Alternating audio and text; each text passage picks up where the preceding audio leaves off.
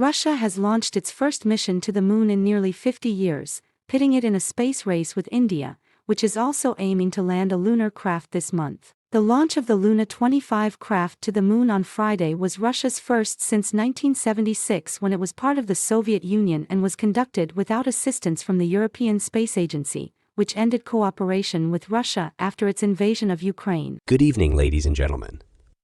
Thank you for joining us for this special news presentation. Today, we're taking a closer look at the history, causes of failure, and the future implications of the Luna-25 lunar mission. Our story begins with Luna-25, a groundbreaking lunar mission aimed at unraveling the mysteries of the moon's South Pole region. Launched with high hopes, the mission aimed to conduct scientific experiments, analyze lunar soil, and identify potential water ice deposits, all of which could pave the way for future human exploration of our celestial neighbor. Luna-25's journey was not without its challenges. After a successful launch and a nerve-wracking descent, the spacecraft managed to land on the lunar surface near the South Pole. However, navigating the rugged terrain and avoiding obstacles proved to be no easy task. Upon landing, Luna-25 immediately began its operations, gathering valuable data on soil composition and early assessments of water ice presence. But behind the scenes, signs of trouble were emerging. Communication issues with the spacecraft grew, causing intermittent loss of contact with mission control. As Luna-25's mission team worked tirelessly to restore consistent communication, a comprehensive analysis was launched to understand the causes of the failure. Technical malfunctions, software glitches, and external factors were all on the table. It was a race against time to decode the mission's unexpected downfall. The Luna-25 mission's failure yielded valuable lessons for future space exploration endeavors. The importance of redundancy in communication systems and robust fault-tolerant designs became apparent. Despite this setback, experts and enthusiasts remain undeterred. The lessons learned will undoubtedly shape the future of lunar exploration. While Luna-25 may not have achieved all of its objectives, its legacy lives on. The data collected during its operational period holds the potential to revolutionize our understanding of the moon's South Pole.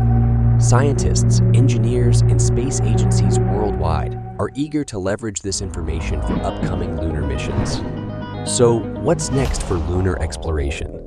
Luna-25 Russia's space endeavor ends as a sad day for science as it crashed on the moon's surface after 50 years of restarting its lunar mission. Let's dive into the events that might have led to this outcome. After the separation of the third stage boosters and the crucial frigate engine burn, the spacecraft's upper section prepared for separation. Simultaneously, the Luna-25 lander executed two precise correction maneuvers to fine-tune its course. This stage marked the lunar transfer and orbit insertion phase, where the trajectory was aligned with the moon's orbit.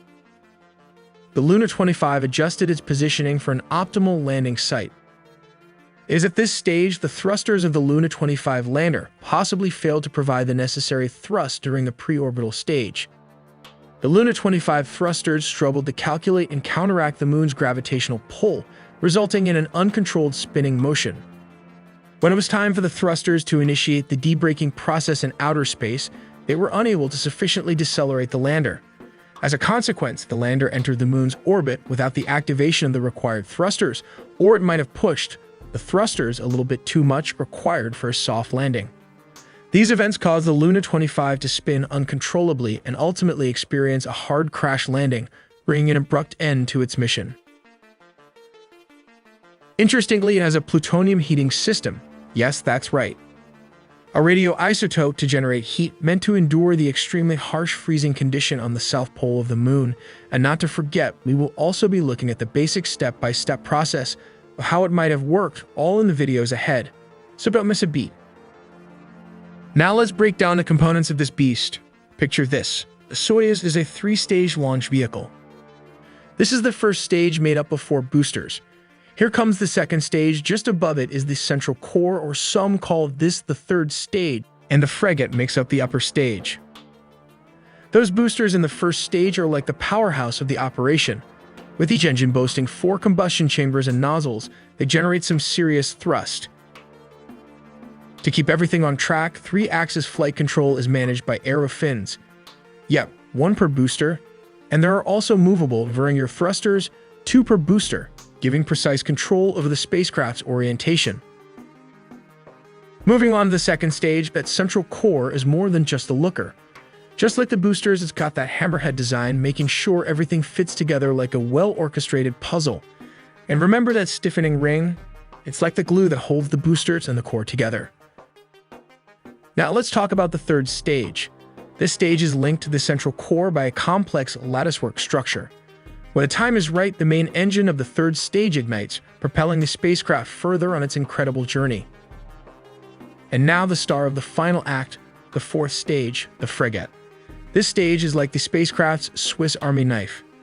It's autonomous and adaptable, designed to operate as an orbital vehicle.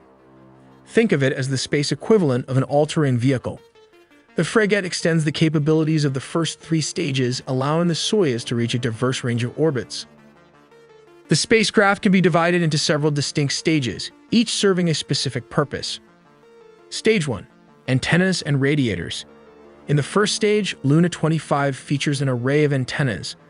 These include low-directional antennas, which enable communication with Earth, and directional antennas that aid in data transmission and reception.